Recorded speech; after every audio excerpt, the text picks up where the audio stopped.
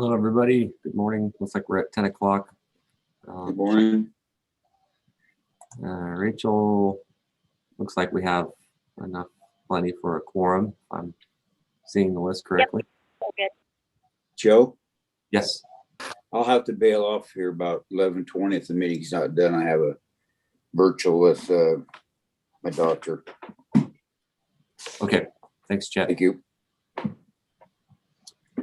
All right. So we will go ahead and call the meeting to order here at 10 o'clock. Like always, this first up is the approval of the agenda. Is there any requested changes to the agenda that was sent out? We are going to need an executive session today. Okay. So it's listed on there if needed. So we do need it. So we will have that at the end. There's no other change. If there's no changes to the agenda, entertain a motion to approve it. Also move. Second. Okay, we have a motion and a second to approve the agenda as presented. Any other discussion on the agenda? No. All right, all those in favor say aye. Aye. Aye. Is there any opposed? The agenda is approved as presented. Item 3, approval of the meeting minutes from April 28th. Has everybody had a chance to review those? Any changes? I'd just note, didn't have me as an attending member. And I wouldn't raise the issue, except I guess I did make a motion that was approved later on in the minutes. So you can just reflect that I was in attendance.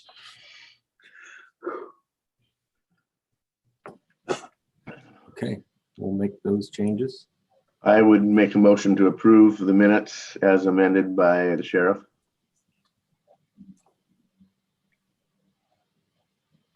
Second. All right, motion and second to approve the minutes as amended by the sheriff. Any other discussion on the minutes? All those in favor say aye. Aye. Aye. Is there any opposed? All right, minutes are approved. Up next, I'll check in with Rachel. Do we have anybody joining us from the public? Rachel, any comment online? There are no public comments right now. Okay. Then, item 5, payables. Any questions on the payables?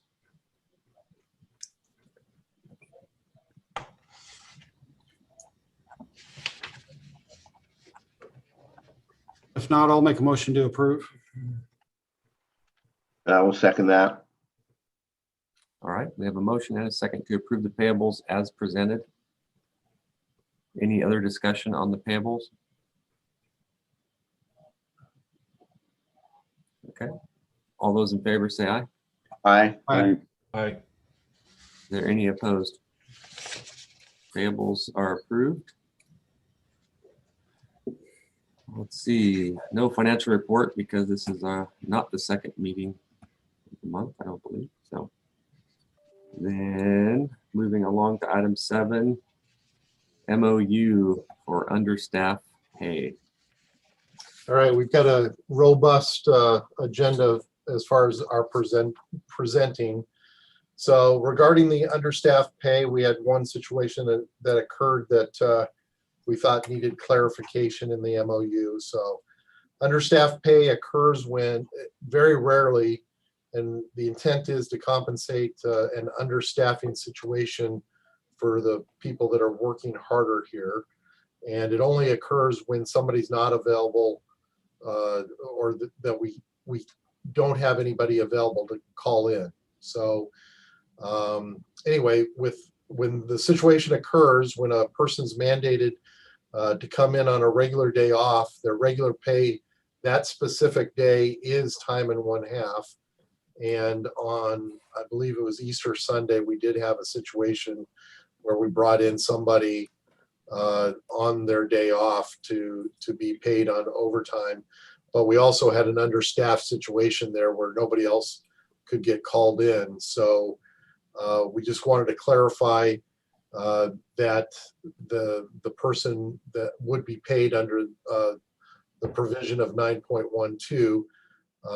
So anyway, we've specifically worded the MOU clarification to ensure that all staff are compensated for working harder and with fewer breaks. Obviously, with 3 people in here, there's less of an opportunity to take breaks also. Like I said, the situation's come up just once this year, and I expect it to be just as rare when we move forward. So I'm recommending that we adopt the MOU clarification on understaffed pay to include this one exception. Questions for Dave?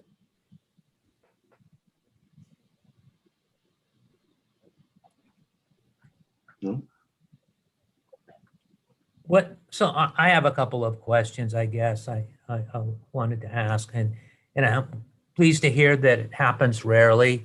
I would hope that it would, quite frankly, never happen. But help me understand again what our normal shifts would call for. Is it 4 dispatchers or 5? So that, I guess what I'm trying to get a grapple on understanding of is, if one's on vacation, do we run into this situation, or is it a matter of maybe you have one on vacation and one calls in sick when we're down to 3?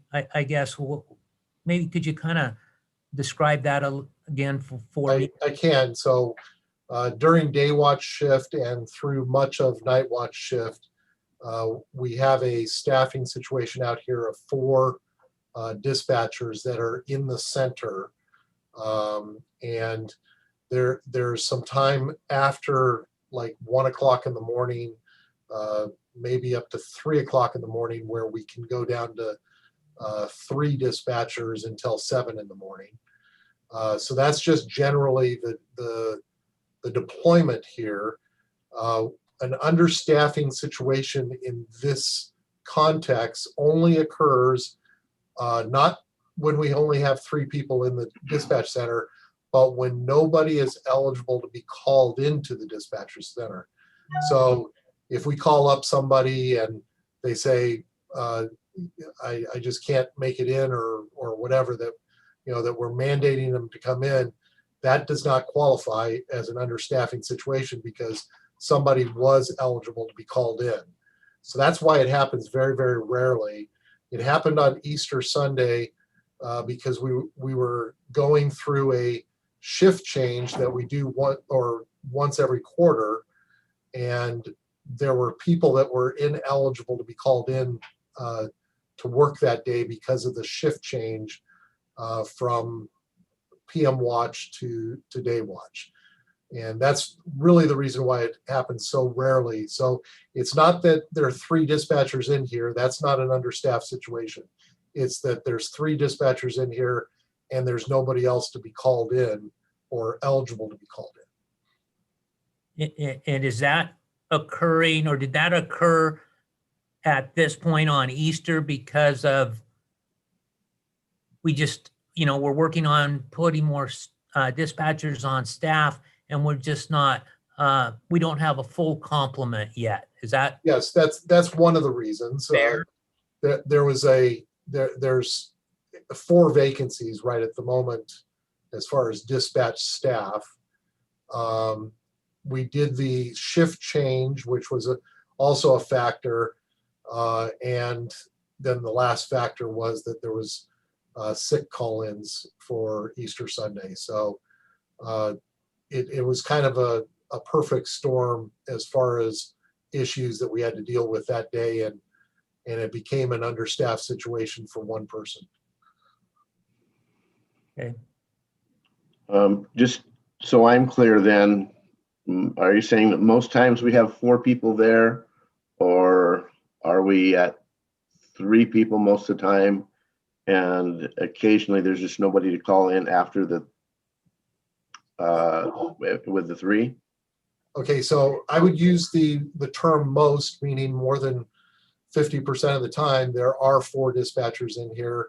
I'd have to give you, or I'd have to audit as far as how many times we've gone down to 3 dispatchers.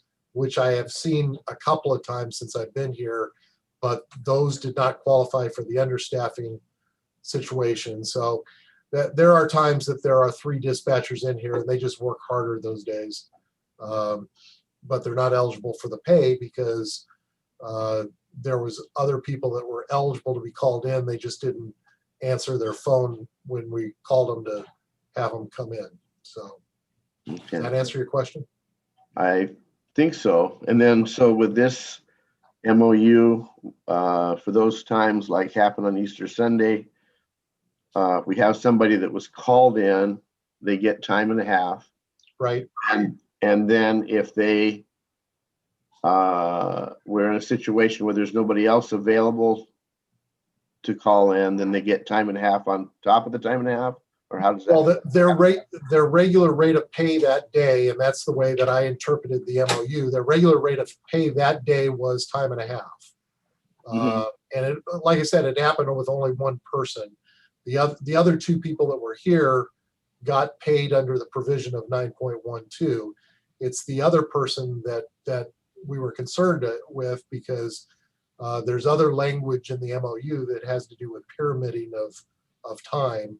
And the intention of 9.12 is that if you're here and you're working harder and you're taking less breaks, you should be compensated for that.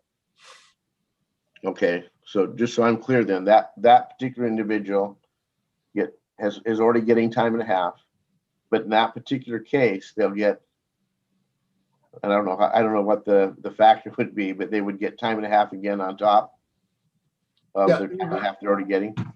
Yes, if you're calculating it that way, like I said, I looked at it as they were called in on their day off and their regular rate of pay that day just happened to be time and a half. So Right. they got paid time and a half on that time and a half, yes. And by my math, that's 2 and 2 a and a quarter. quarter, 2 and a quarter time. Yes. I'm glad you're good at math. Yes, we went through this.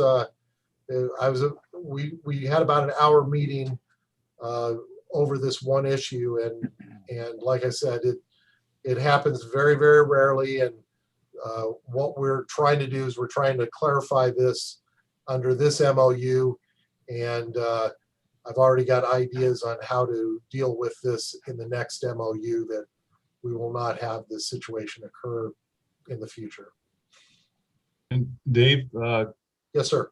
have you verified? I've never heard of time and a half on top of time and a half. You know, in our department, you know, we have time and a half, we have double time for emergency overtime. Do we know that time and a half of time and a half is actually a recognized legal form of payment? I do not have the answer as far as a legal response to that, no. Maybe this is a frank question. I've just never heard of it. I'm not necessarily opposed to it. I've just never heard of time and a half of time and a half. Well, like I said, the way that the MOU is talked about is that it says the regular rate of pay, and that one person that came in on that day, on their day off, their regular rate of pay that day just happened to be time and a half. So that's how I interpreted that. And like I said, this happens very rarely. I got some thoughts about how to correct this in next year's MOU that will be the best way to handle it, in my opinion. Would it be clear if the MOU had an actual percentage rate in for that occurring instead of time and a half on top of time and a half? Yeah, well, So as Jim stated there, you know, that they have language that says will be double time or something like that, so that there's not a question about, you know, what is that? What's the math there? right. And like I said, the correction that I see in the future would be just a cash payment rather than getting into calculating, you know, time and a half over time and a half. Okay. But that's down the road. I'm just trying to correct this year's MOU as we go forward here. If this is Scott Neves, if there's a question on interpretation, have you met in the labor management to see the union stance? And I agree with Jim. I've never heard in my career of time and a half on time and a half. To me, that's a huge watch out. Yes, the union was involved with the decision that was being made. They were in that meeting with us. So what's the definition of eligible to come in? How do you define that? They have to have certain amount of time off. They can't work so many days in a row. I think, I mean, if I'd have to get somebody, specific answers to specific questions, but I know that they can't work more than 6 days in a row. They have to have so much time off between shifts, meaning we can bring an overnight person in for day watch on their day off and mandate them to come in on their day off. There's a lot of different ways to handle it depending on how much time off they've got. Okay, have we had a chance to have legal take a look at this to make sure that that's worded correctly, or I guess I just have some concerns about making sure that this is clear, that it's legal, that we're not putting ourselves afoul of some labor law. Certainly, I will have to get back to you as far as getting the legal advice from our employee relations lawyer. I would appreciate that. Then, I mean, I would recommend to table this if that's the way the board looks at this and coming back with more information the next time around. Is that where folks are at? That's where I'm at. I don't know if anybody else. Saw a few head nods.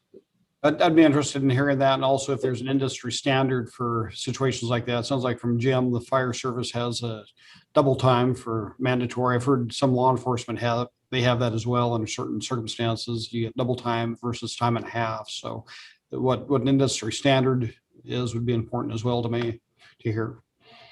I think that's where I'm at. I'd just like some clarification, only because I've never heard that before. Yeah. And from my perspective, I'd really like to see us find the solution here. And the solution is to have sufficient staff to cover these types of situations. I don't think you can buy your way out of this under extreme conditions, because, it has health impacts on the employees as well. You can either do the job or you can't. And if you can't pay enough for someone to do it. To me, this seems like bringing a spoon to a gunfight. Isn't going to get her done. And you could have all the spoons in the world, and it's not going to be a good result. The other concern I have in the MOU itself, it doesn't express any kind of a sunset clause. And I feel without that, we could be setting a precedent that will be here forevermore. So those are my concerns. All right, then I will recommend to table this until we get the proper information. And as far as the staffing, that will be addressed in the staffing update because I've got a different way of handling that. But I'll talk about that in the staffing update. Thank you. Yeah, so it sounds like I'm hearing the concept is table this for now. And Dave will bring it back with some further details, speak with legal and get some answers to those questions. Do we need I guess we may technically need a motion to table that. I would move that we table this agenda item until we have those questions answered. Second, Second.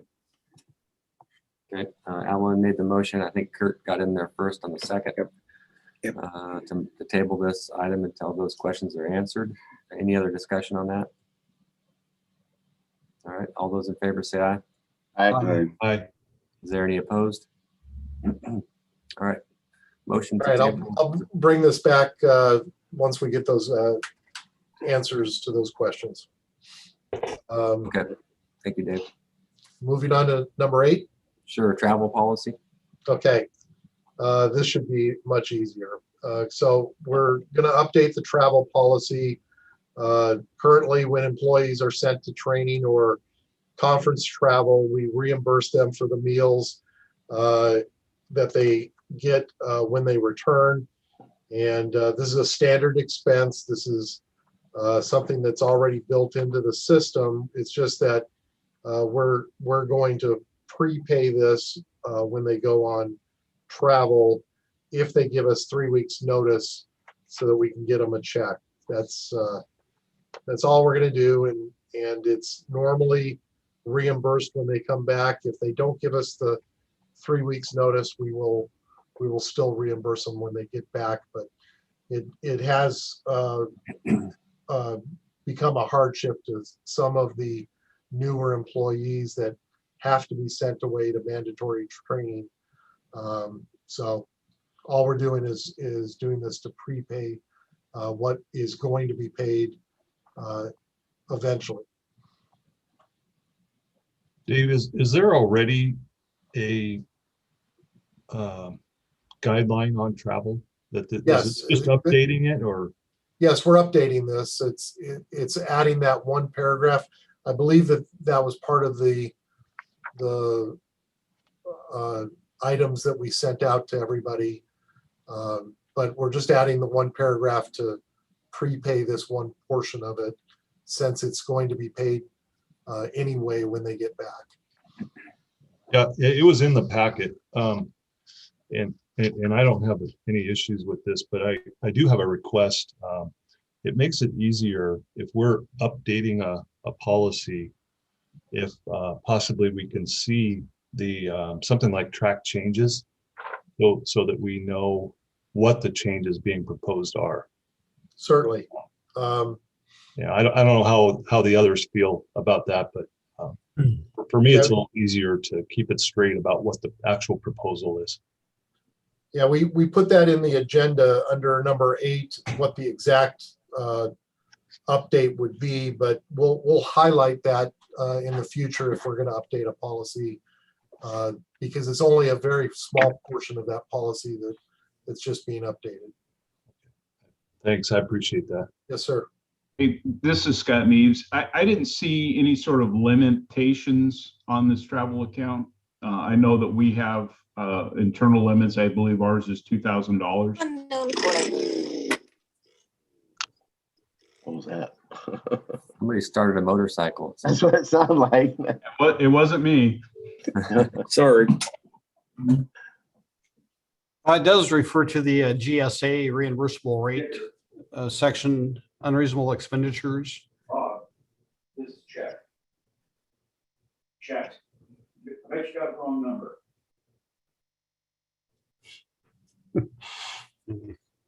There's a Anyway, hot mic somewhere. yeah. Yeah. And Chet's getting his motorcycle warmed up. I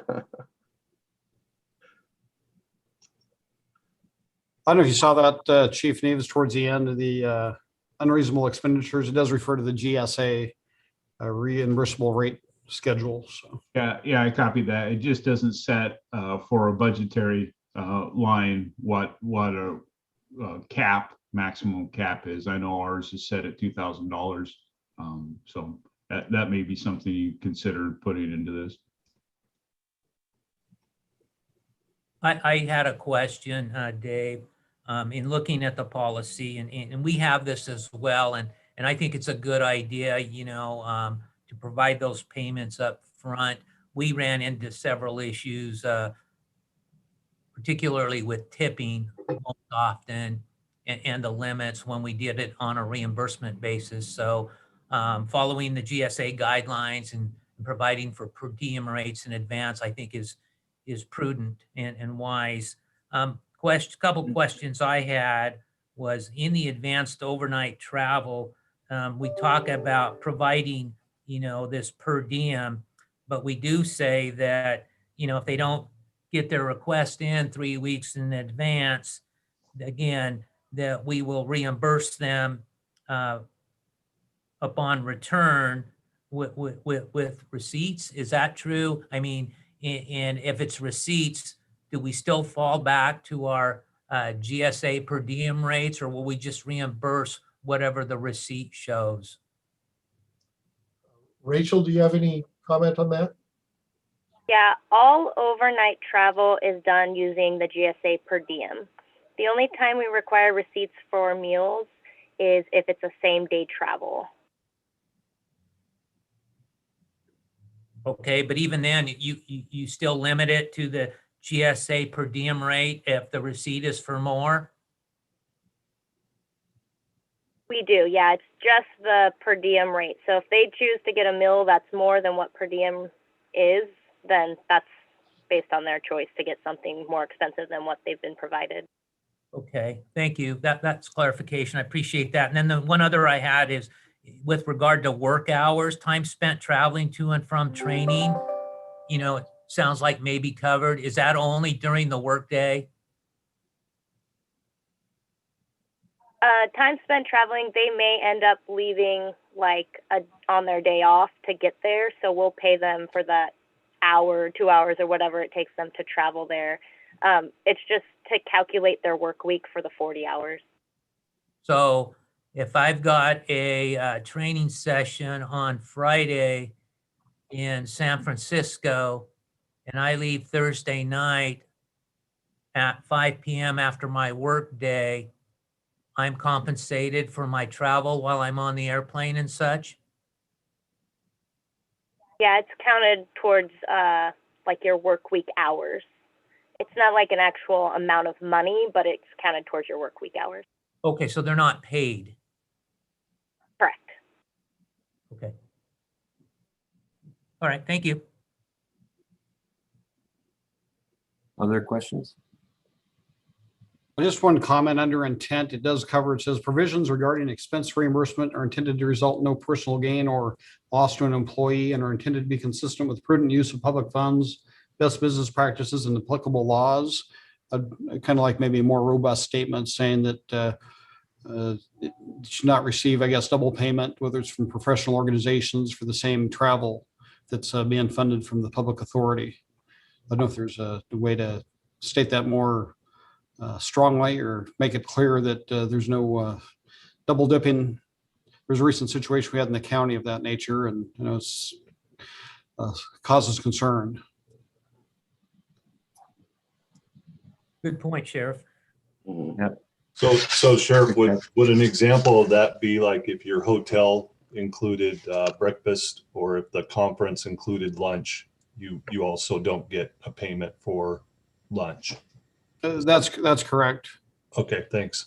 And an example, I know some people are involved in professional organizations, and some of the expenses and travel are paid for that by those organizations. I know the situation with the county, we had somebody getting payment from them as well as from the county as well, and essentially double dipping on that. So just want to make sure that's clear. I know on the travel voucher the county has, it specifically states that when you sign that you're receiving no outside payment for any of these expenses. I know that past practice of all the travel that I've ever been at, that is the case. What you just said is that if the hotel provides breakfast, you don't get the per diem for breakfast and such. So Yeah, and Or also, maybe could we add I don't know, I think Sheriff, you're saying to add a sentence or just beef up the language in that intent section? Yes. I don't know if we can get an example if others have those. I'm sure they do. I think the county travel policy goes into more detail on those various issues. well, and I've seen that situation, Sheriff, and I know you have too, in many instances where by even us, if we serve on state boards or associations, we're often required to attend as a part of that state board. And just to make sure that the entity, if the state's paying, that, or that agency, that the local government isn't paying as well for the same trip. That's what we're trying to avoid. Right. Mhm. Certainly, we can add that to the update on this policy. That seems like a simple addition. Right. Yep.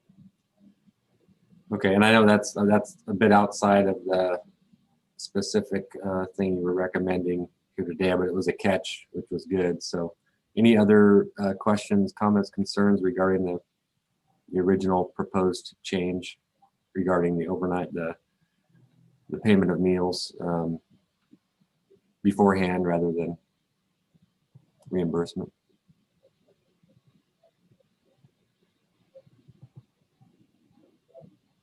So Joe, I'd like to go ahead and make a motion to go ahead and approve the travel policy as presented with the suggested changes that the sheriff had made.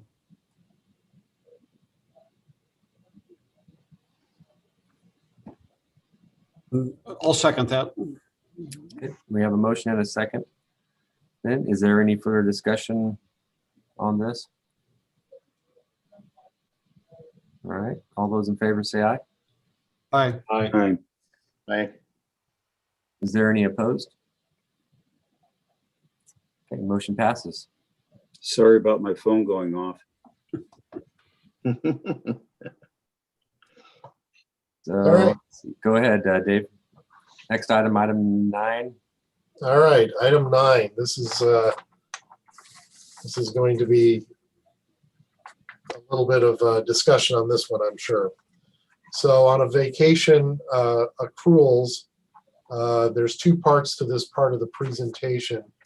Number one, during an internal audit of the employees' accruals, questions come up in the way that we were calculating the employees' banks on vacation.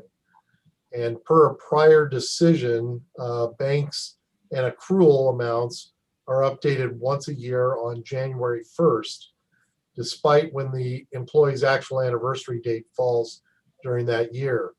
For example, an employee has an anniversary date of 10/1/21, which will be considered their 1-year anniversary on January 1st, 2021. They start accruing the 1-year accrual rates. So they've been here for 3 months and they're starting to accrue at the 1-year rate. The audit revealed that this could be incorrect and that accruals should only be adjusted on the actual anniversary date. And the current method could be considered a gift of public funds. So when asking employee relations legal counsel to review this, we were told that the anniversary date is not really defined anywhere in our MOU, but I do have to note that about a month ago, we dealt with the COLA anniversary date that was passed by this board, and we used the actual hire date for that anniversary. So my thoughts was that it would be disingenuous to use any other date as a anniversary date. So in this policy, the first part of it is that I'm recommending that the anniversary date be the actual date of hire. And once we get that discussed, then the second part of the presentation is going to be what do we do with the problem that we found, or the whether we retroactively look at this thing. So the first part, and to make it simple, I think that we're going to recommend that the anniversary date be the actual date of hire, which will put us in line with the COLA decision that we made a month or two ago.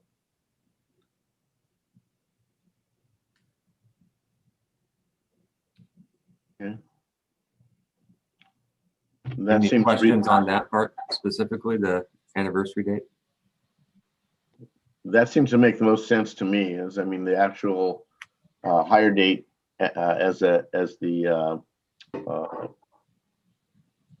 calendar point, I guess, on which to calculate those things. That way it's consistent, and I think it's the fairest way to go.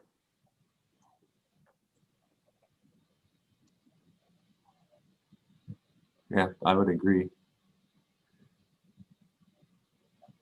I would agree as well, except for, I think, you might have exceptions there where, a person could be promoted from where they're exempt to a non-exempt position, but that would be probably the only exception that, you may have to look at down the road. But other than that, I would agree, it should be the higher date. I believe that's how we do it here at City of Longview.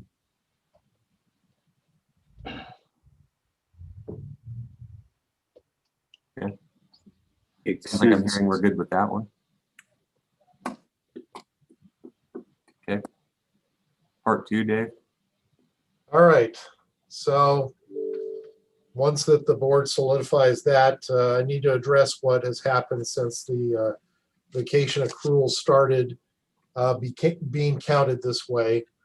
Apparently in the administrative part, it's been dealt with this way since the inception at 2019.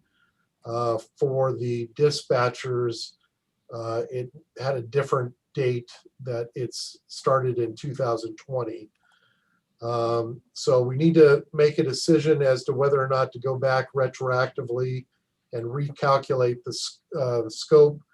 Was that we've looked at it, and it appears as if we're talking about all total about $1,500 altogether. We contacted a lawyer that we use, and the advice was that the anniversary date was not specified, and it's possible to, so they would want us to specify the anniversary date as we just voted on. So we will specify that. And then the board could look at the retroactive and take the time awarded away.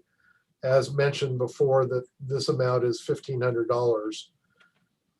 The second part of this is that I had Rachel contact the state auditor to let them know. And they indicated that first, it was good that we found the issue. Second, that because it was a purposeful decision made in the past, it should be administratively corrected by a change in the MOU, defining the process of accrual in specifics.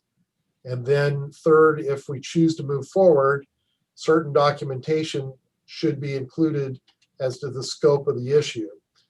So lastly, the state auditor specifically stated that we would recommend the district correct this error going back as far as possible, which would likely be the beginning of the district's inception. Like I said, in the administrative portion, it would go back to 2019, and the dispatchers, it would go back to 2020. So that's what the state auditor told us. That's what our lawyers told us. And I'm now, presenting it to you guys for a decision to discuss whether or not we should retroactively apply this anniversary dates, and if so,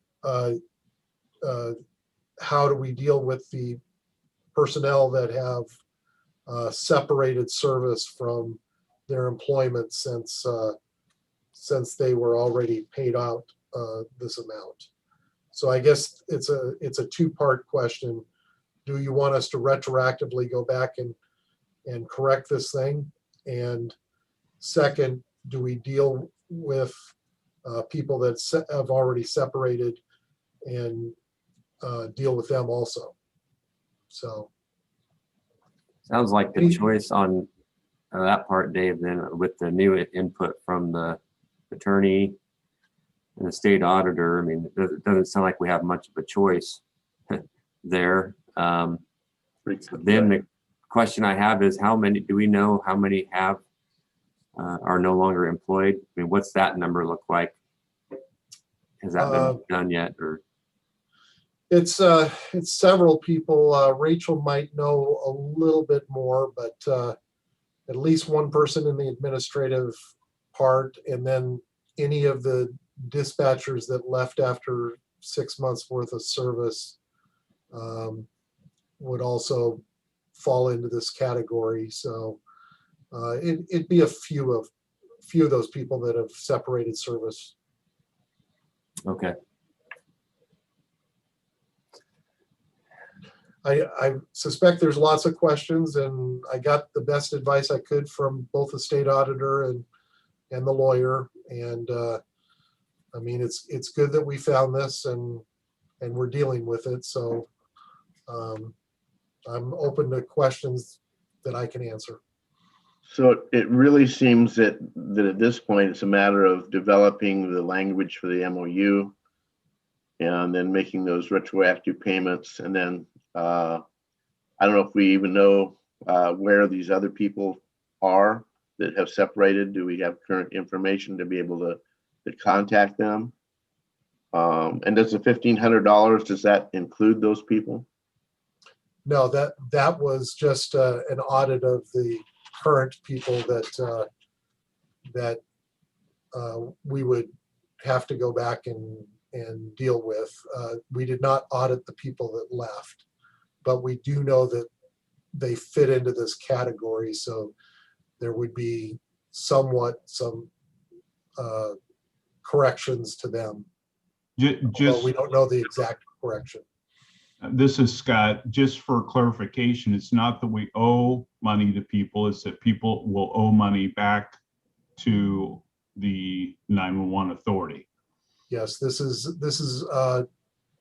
it was the way that they were determining the hiring date and the anniversary date in the past benefited the employee. So yes, it would be the employee owes us money. So Dave, this is Kurt. I have a question, and maybe you haven't had a chance to review it, and I don't want to put Frank on the spot. But what's legal's recommendation with regard to that? I agree with the first part in essence of retroactively going back, making the correction and following the advice of the auditor and legal on that piece of it. But as far as attempting to get reimbursement from employees who are obviously no longer with the organization, I'd be curious to hear what legal might have to say with regard to that issue. Mm-hmm. If you're talking to me, I mean, basically, I believe this is a labor issue, and we had a good labor attorney negotiate the current contract. So in that case, it sounds like that's what Dave has done, but that's who I would confer with, because labor unions are a specialized area of the law. Sure. And this is, sorry, Kurt, this is Scott again. One of the issues that the watch out is a gift of public funds. And we may be stuck based on what the auditor's recommendation or direction from the auditor. We may not have an option. But it doesn't make good sense to spend $10,000 to chase 2,000. Right, absolutely. And it's probably much less than even the 2,000. I would think if we only have a very handful of people that have left. And if our total population right now, we're only $1,500 out of whack. We have just a lot fewer people that have left. So we're probably talking maybe a few $100s even. I don't know.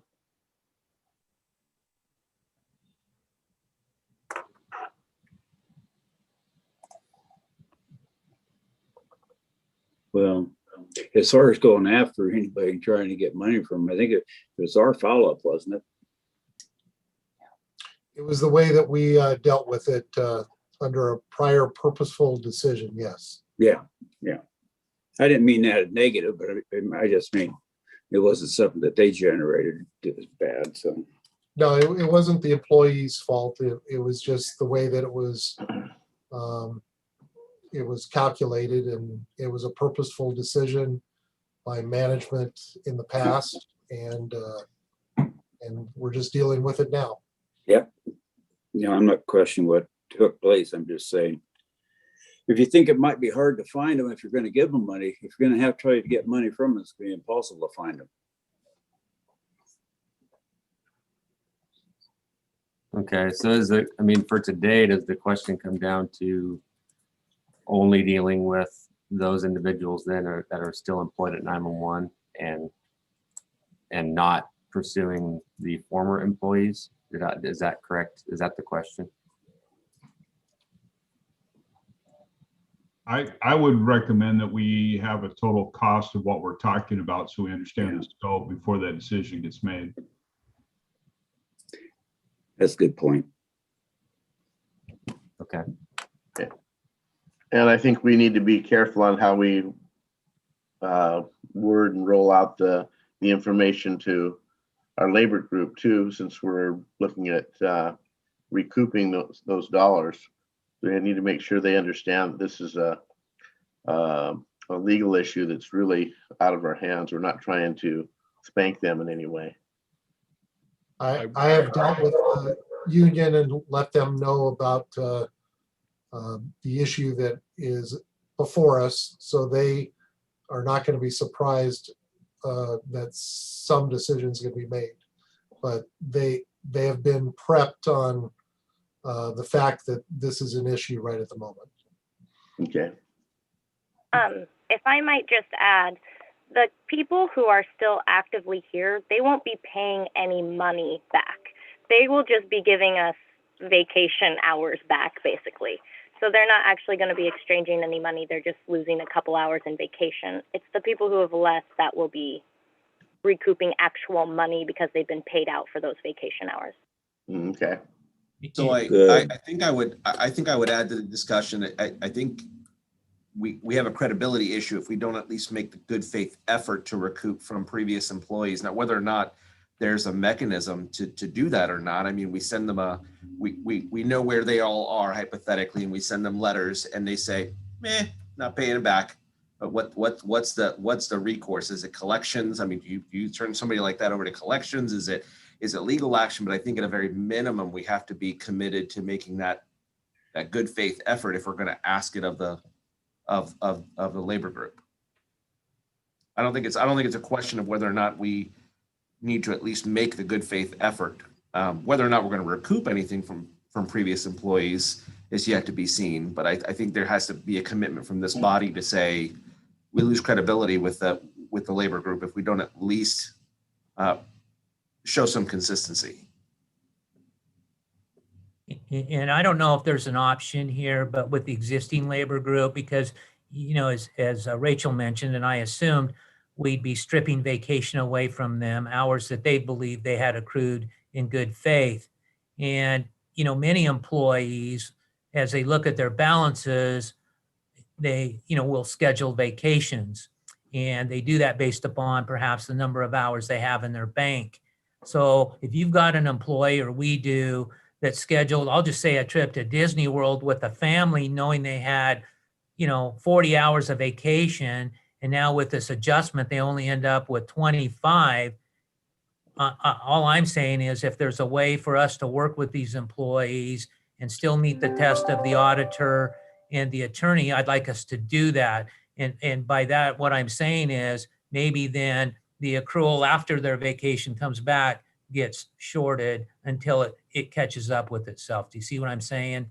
And I think that would be, in all fairness, probably maybe the right way to handle it with the employees if we could. Well, I'd suggest, following with what Kurt said, yeah, maybe negotiate with the union a time frame to bring them into compliance with this over the course of a year or something with existing employees. As far as the employees that have left, maybe if we get a dollar figure on that would cost. And I'd agree that at least we'd make an attempt, send a letter so that we acted in good faith to attempt to collect it. And if it has to be written off as bad debt, at least we can show that we tried. Yeah. Let me help you out a little bit with the scope. I know that Rachel did the audit, and some employees it does not affect because they were in a certain period of time as far as longevity that this did not affect them. There were other employees. There's one that I believe is 16 hours as far as owing us back. And then most of the other employees are within a couple of hours. Rachel might be able to give a little bit more specifics, but that's the scope of what my understanding is. Yeah, I think that's helpful, Dave, at least understanding the size of the issue. I mean, it sounds relatively minor for those folks that are no longer employed here. So that's good to know. But I would agree. I think we make a good faith effort to contact those individuals and make them aware of the situation and see what they're willing to do. No guarantees, of course, but I think it's probably the best to at least make that effort. Yep. I counted, so we have 13 people affected, and we have 3 people who have more than 7 hours that are due to them. Everybody else is under 5. Those 13, that's the currently still employed at 911, Rachel?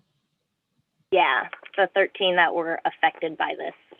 And did you say you didn't quite, I mean, is it 2 people, 3 people that are no longer employed? No, there's 2 or 3 people. No, there's 3 people who would need to pay us back more than 7 hours worth of time. Everybody else is less than 5 hours, and most people are less than 3.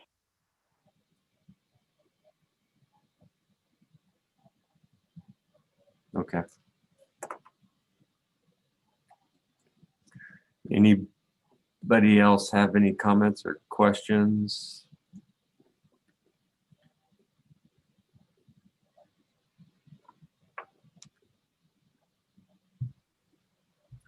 Dave, does that, through this discussion, I mean, does that give you a path forward? Do you need any other specific direction from us? This gives us a direct path forward. We're going to document what we've done today here so that the auditor knows what we did. And if there's a way to soften the cushion to the current employees that maybe a little bit over some time or whatever, we can discuss how we would do that. And then we'll make some good faith effort toward the people that have left. So that's what I'm hearing from the board today. Okay. I just wasn't sure if maybe Frank has to weigh in. I know we kind of had consensus, just a consensus head nod in the group on the anniversary date part. Do we need to somehow capture all this in a motion, Frank, or are we good? I mean, I would say, I mean, you're asking for some more information. I think the guidance was worthwhile. I don't think you have to vote on it at this time. Okay, thank you. We'll get a chance to vote on the MOU, I would guess, so Okay, that should cover it, shouldn't it? all right. Sounds good. Thanks, Alan and Frank. Okay, if that wraps us up on that part of the discussion, I guess that gets us back to the agenda. Find my spot on it. I guess item 10 would be the next. Any board comments or board committee reports at this time from law or fire? This is Troy. I can report it on the law attack. Okay, We met yesterday. We discussed the need for an updated radio guidelines document. We're going to go with Jerry's suggestion to just limit this to radio protocols at the time and tackle the CAD and MDT guidelines later on during the Spillman transition. So we'll be reaching out to departments for some volunteers on that. Jerry is looking into having a test group try out a radio ID feature that basically sends a digital ID for each user when they key up their radio in the event that they're not able to give out much information, or if they're just say if they're in the middle of a fight and they hit their radio, it'll show who it is. So we're going to be looking to do a test group with that feature. We discussed updating emergency service zones. These are geographical areas within our patrol jurisdictions. It would be a decent time to review that. However, with the current CAD system, we don't have good statistical data to inform those kinds of changes. When the new CAD is going, we're going to have a program called CompStat that should make it much easier for us to get that kind of data. I know for the sheriff's office, we're going to be reluctant to make any type of area changes until we've got some good data to base those decisions on. We are looking at the possibility with 911 of switching to NetMotion. We currently use a program for all agencies except for Longview Police and Fire as a VPN to the public safety network that is called Multi-IP. One of the reasons we're looking into this, aside from the change in CAD and reviewing what we've got currently, is that the sheriff's office is the first emergency service agency that I'm aware of that is using dual factor authentication, which at least all law enforcement agencies are going to be required to use per federal regulations. We're having some issues that appear to be tied to our current VPN, which is that multi-IP program. So we're going to be working with NetMotion, which Longview Fire and Police, like I said, are currently using, about setting up a demo with our equipment and our Cisco dual factor authentication to see if that changes anything, if it remedies that problem. It's a little bit more expensive than multi-IP, but if it works better with the dual factor authentication that we are required to have, then it will be worth it, in my opinion. So that is still being worked on, and we set our next meeting for July 13th at 1100 hours. Okay, thank you, Troy. Any questions for Troy? Just for me, Troy, can you explain with the dual factor authentication, what does that do? So you have to have two forms to access the public safety network. Okay. First, you got your say your agency password to get on your computer, and then what we have is the key, the USB key, and it holds like a 128-bit encryption key, and we have to have that to log into our laptop MDTs. When we are running that, we get this weird loop that happens when we get logged in, and then you got to enter your key and it will cycle, and sometimes you've got to log in again and use your key again. Our IT has been trying to get to the bottom of that. They believe it's something with our current VPN, the multi-IP, that is it's blocking some processes from starting up. It's timing out, and we have looked into this, and what we hear back from Day Wireless, that's another issue with multi-IP, is it's not, we have to go through our vendor rather than having our own internal support address it. Mm-hmm. The last update I got from them was that the company was working on multi-IP to make it work with dual factor authentication. That's not a reassuring comment, because dual factor has been around for a while. So that multi-IP was originally called radio IP, and in the early days of CAD, we actually had that data sent by radio. It was just text. It was very basic, but all of those radio transmitters and receivers, they've been decommissioned. We're running off cellular. So as far as coverage, it should be exactly the same with either VPN, because they're all cellular-based data now. Okay. So the real comparison, I guess, will be which one functions better with the software and hardware requirements that we're dealing with. Yeah. Okay, thank you, Troy. I'll check in about fire TAC. Any updates from the fire side? Brandon here. I'm on Bill's I walked through the room real quick. We had a pretty short meeting Monday. It sounds like the fire chiefs last week in their meeting brought up our radio procedure manual. It was edited, I want to say it was last year, maybe a little longer than that. I know Phil and Eric went to a lot of work to get that all updated, and it sounds like it never went to final draft. So that's needing to be addressed. The only other thing we discussed was we just did a quick update on the Spillman project. That seems to be the main focus of our group currently. We have several of the fire tech that are also in the Spillman group. So we just gave a quick update to the people that are not on that board. If agencies are wanting to update any of their geographical areas, they're supposed to go talk to Jim Williams over at GIS. But other than that, it was a pretty short meeting.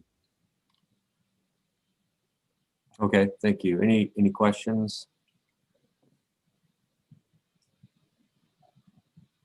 All right. Hearing none, this will move along. I'll turn it back over to Dave for the director's report. All right, hopefully we'll be able to power through this quickly. So the staff update, we did lose a trainee this past period. We're now at 17 dispatchers plus 3 trainees. In this last period, we did have 1 COVID quarantine that we had to deal with, and currently 2 are out with sick leaves. So right now we actually have 14 dispatchers plus 3 that are in training. Next meeting, as I discussed earlier, I'm going to have a plan for how we're going to do some summer hiring for the dispatchers. Basically, it has to do with putting an academy through so that we can get up to staffing levels. So I'll present that in the next update. As far as the liaisons and my meeting with all the chiefs, the fire chiefs and the police chiefs, I'm going through another round of that with every single chief, and my liaisons are bringing back some very good information from the line personnel. So we're keeping track of that on an Excel sheet to see if we can come up with some patterns on how to improve our product for the shareholder or the stakeholders. Any questions on staffing? All right, moving along to the facility update. Last time I told you that there was a rebar and a concrete issue that was going on over at the facility. That has been fixed and we're back on schedule. So it did not cost us anything. The fix was out of the contractor's budget. And we started pouring the cement slab yesterday. Norm Crable is our eyes and ears, and he ensures that the job's being done and completed on time and within the budget. I meet with him online, and then every Thursday I'm out there with him touring the site and learning of the new things that occur every single week. So, like I said, the facility is on schedule and on budget right now. Any questions on the facility? This is Scott. Can I get a go back to personnel? Sure. We talked, or the board had talked several years ago about part-time employees. Is that still on the horizon, or no, or offering ex-employees or employees in retirement the opportunity to come back? I would like to put it out for people that had retired or left in good standing. I would like to look at that as an issue. As far as part-time employees, if we went that way, I think that we would have a bigger deployment problem here, because there are several employees that would prefer to go to part-time. So that would just open up another can of worms. And then the other part of the hiring process that I'd like to look at is maybe over hiring for the academy with the knowledge that not everybody makes it. And we are trying to get to full staffing.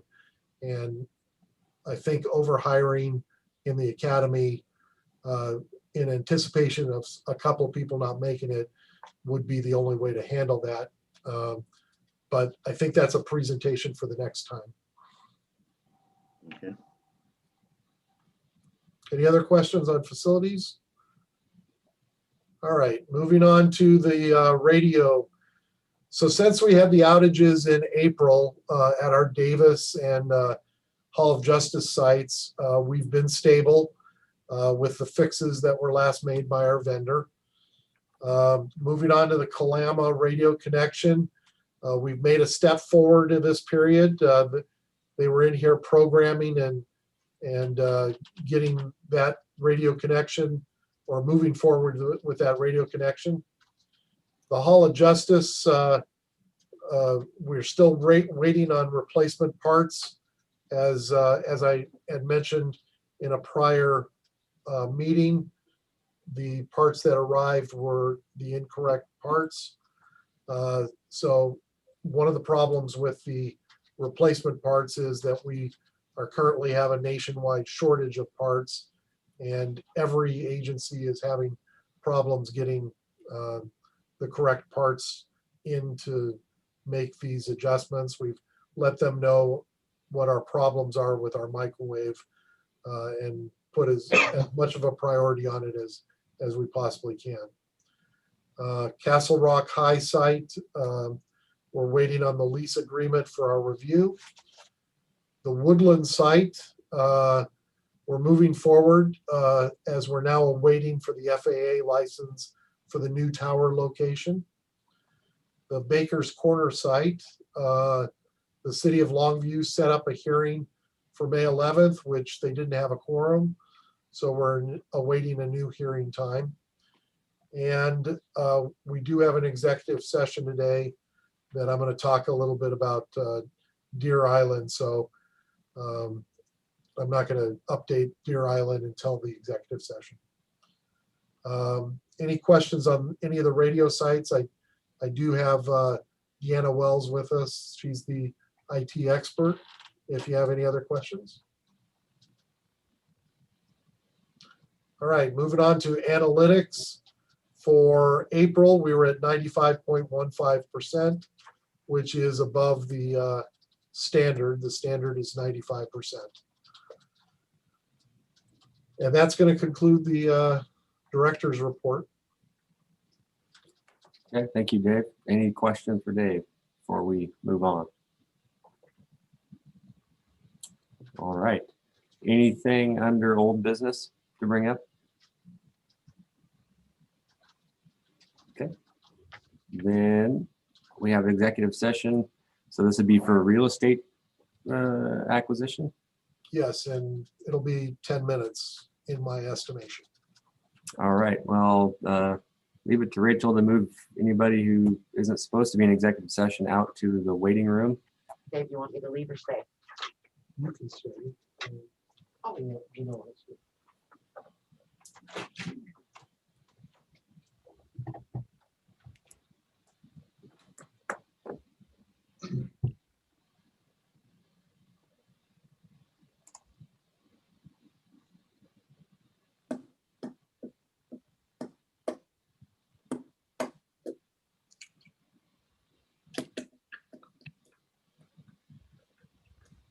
Joe, do you see anybody in there that should not be in there? I think Jerry's the only one who's not an actual board member. No, all these people look familiar. Right, and let me pause the live stream and you're good to Okay, let me know when it's paused and we'll start.